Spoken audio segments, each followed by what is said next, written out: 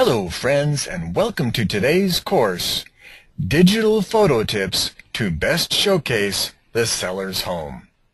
With today's course, we'll be looking at an overview of what you'll need to accomplish for your photo taking skills in addition to the 4 main ingredients of effective photography skills. Those areas are composition foundations, and here we'll go over general composition issues that you'll need to know for both interior and exterior shots. We'll also tie in the tips the pros know to make a photo stand out. Home staging is another important area that we'll spend time on, since taking photos of poorly kept homes is worse than taking no photo at all. Here we'll also discuss the various options the homeowner has to increase their equity and home value. Lighting options for the home. Lighting is probably the least understood and most abused aspect of home photos. We'll take a look at not only some simple lighting ideas that make a dramatic difference to more complex outdoor and indoor lighting techniques. Pros use these techniques to market those multi-million-dollar listings. Using a variety of lenses to enhance the home photo. Another area of misuse is a failure to capture all the elements of the room. A simple knowledge of wide-angle lenses or zoom to wide-angle can make a huge difference in what the viewer sees in the room. Photo editing software ideas to touch up your photos. Once you've taken a large sampling of photos, it's time to see how they'll look to the naked eye and make subtle improvements. Some possible examples are adding a nice blue sky to a cloudy day, to taking out brown patches in the grass, and much more. Selling a home these days means it has to be marketed through the internet, and for the home to be sticky on the internet, photography is very important. Take your camera every time you visit the home. If you see a great shot that shows off the home, take it and change out the pictures. Whether a professional or not, the importance of taking well-composed and exposed photos of real estate can't be understated. Using a few tried-and-true techniques can produce near-professional-looking photos without the need to buy expensive equipment. It's hard to get across the importance of good photography for the public that is selling their home. In almost every case, it's the biggest asset that they own, and your photography skills will be representing that home to buyers and sometimes investors. So it should come as no shock to know that with good photography skills, you are doing the public a service.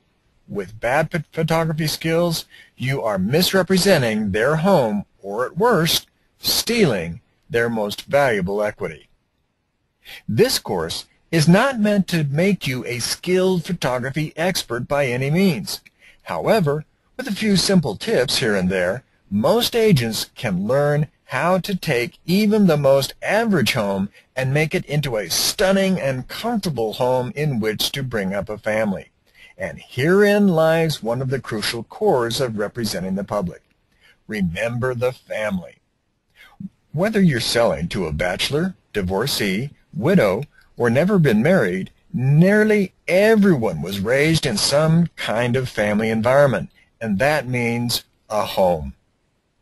The more you can duplicate this feeling and emotions, whether past, present, or future, you'll be doing your public a service. Agents have always learned that you don't sell the steak, you sell the sizzle. With photography, you can not only create the sizzle, but you can create the sizzle that was never there in the first place. Colors can be manipulated.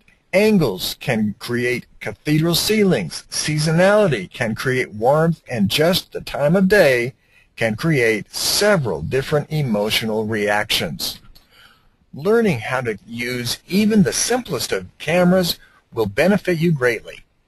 While we'll be getting into cameras later, you'll learn that we don't recommend that you go out and buy an expensive, more than you'll need camera. But then we would also recommend against just using your smartphone as your camera as well. Because of this chasm of varieties of cameras, it won't be our intention of going into detail about how to use individual cameras. Rather, we'll be sticking to the philosophical approach that will apply to all aspects of cameras and camera users. Finally, we'll need a short discussion about where this course will end up. As Stephen Covey says, begin with the end in mind. So with that in mind, let's state where we intend to end up with this course. After a full discussion of photo composition, lighting, and lenses, we're going to end up together with photo editing. Just as you would never think of selling a car without first giving it a thorough detail, or selling a home without cleaning the inside and out, you also shouldn't think of just taking random shots of a home and consider that they're good enough. Photo editing can range from simple color enhancements to major overlay tracking of changing out a stormy sky with a blue sky or taking out power lines that are no longer there. Sometimes the fun thing to do with photo editing is with buyers when they say, "I like the home, but I don't like the," and you fill in the blank. I once had a buyer tell me that they liked the home, but they didn't like the front door. They've always liked or wanted a glass door. I quickly sat down to the computer, brought up a Photoshop, and pulled out a collection of several glass doors. I then asked which they'd prefer. When they chose one, I simply cut and pasted it into the existing home so they could see what it would look like, and voila, they bought it because they could see what it looked like with that type of door. Now let's recap a few thoughts from this section.